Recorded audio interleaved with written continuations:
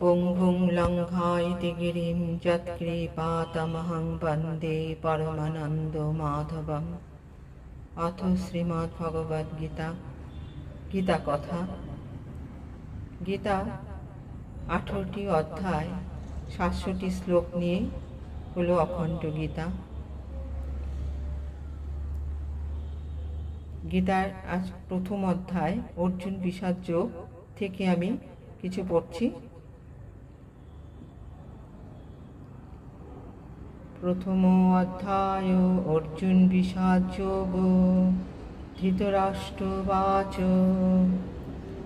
ধর্মক্ষেত্রে কুরুক্ষেত্রে সমবেতায়োৎসবঃ মামকা পাণ্ডবচৈব king কুর্বত Sanjay.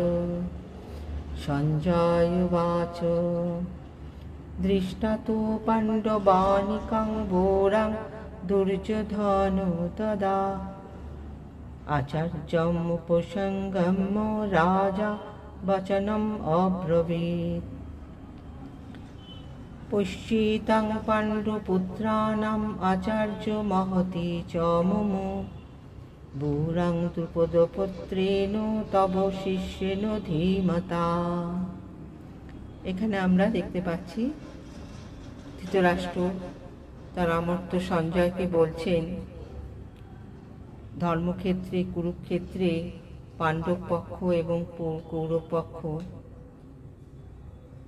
আমার সন্তানগণ যুদ্ধক্ষেত্রে কি করছে।